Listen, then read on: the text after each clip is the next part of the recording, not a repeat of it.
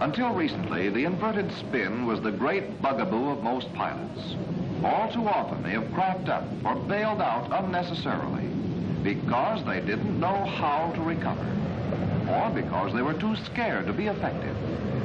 But actually, recovery from an inverted spin is often more certain and more rapid than from a normal spin. Although there is a definite restriction against spinning naval aircraft in the inverted position, this has been lifted in the case of the M3N3.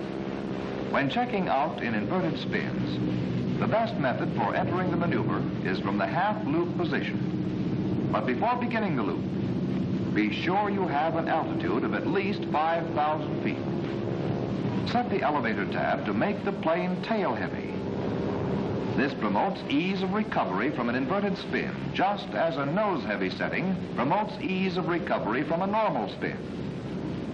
Drop each wing in turn and look down to be sure no one is below you or anywhere in the vicinity. In a spin, you're completely out of control and can do nothing to correct a collision heading.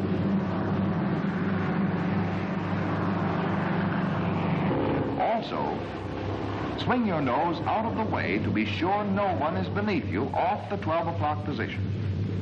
When you're sure all is clear, drop your nose and pick up 100 knots for a loop.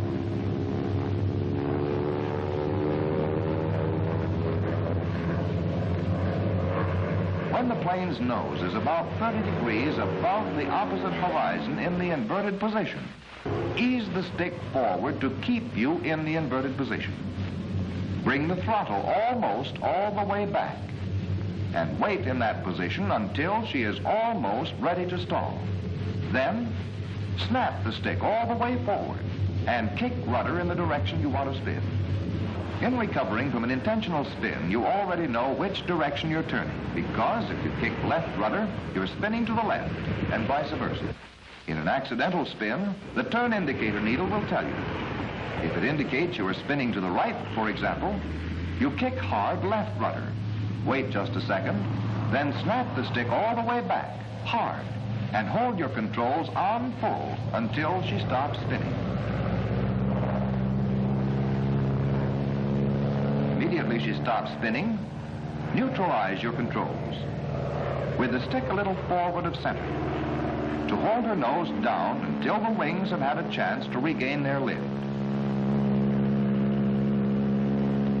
But at this point, the oil pressure will be so far below normal that adding throttle would damage the engine. Watch the gauge and don't add throttle until the pressure starts to rise again.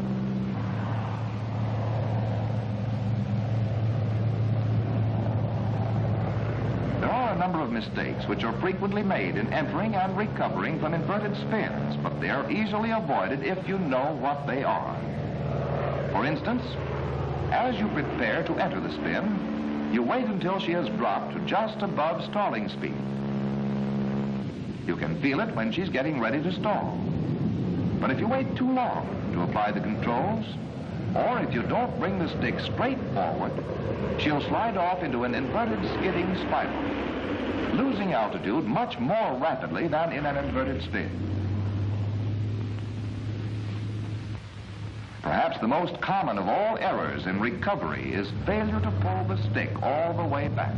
Spinning in the inverted position, you have both centrifugal force and gravity pulling you away from the controls. And unless you watch it, instead of pulling the stick all the way back, you will find yourself trying to pull it out of the socket.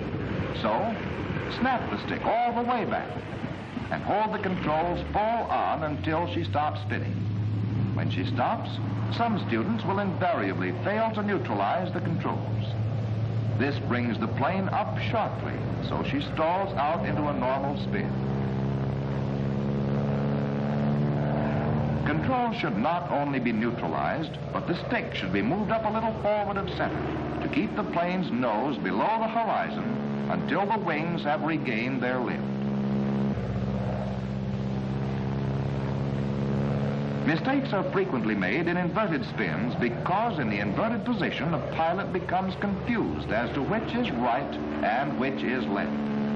And yet there is no reason for confusion. Right remains the pilot's right, and left is the pilot's left, regardless of whether the plane is upside down, right side up, or vertical. If the needle says you are spinning to the right, you kick left rudder, and vice versa. If, in an emergency, you cannot use the needle, look at the plane's nose. If it is turning to the right, kick left rudder, and vice versa.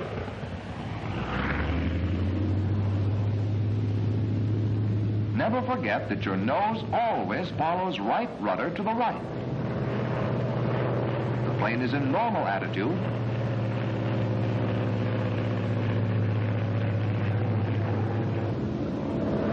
Or if it is inverted.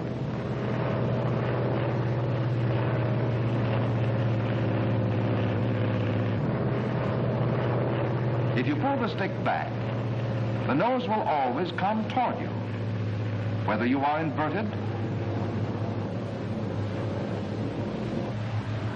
or right side up.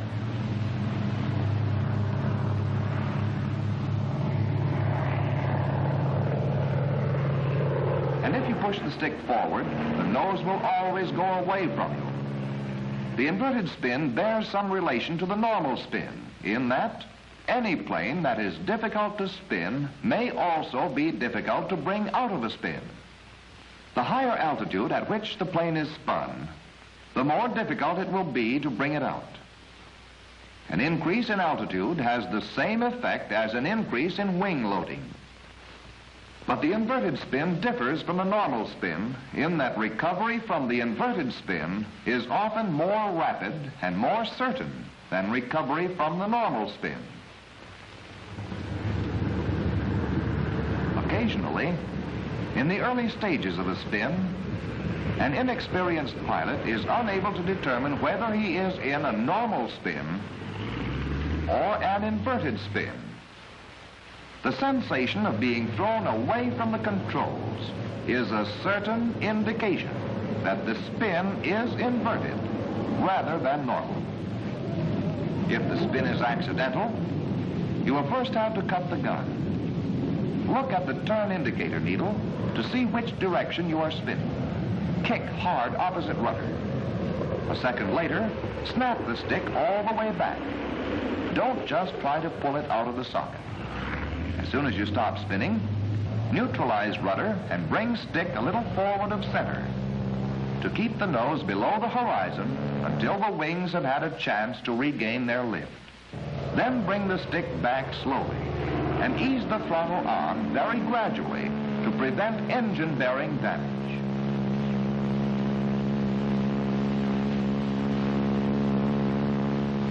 The inverted spin is no longer a bugaboo to the pilot who is thoroughly acquainted with a simple technique for recovery. It is scarcely of more consequence than a normal spin or an Immelman turn.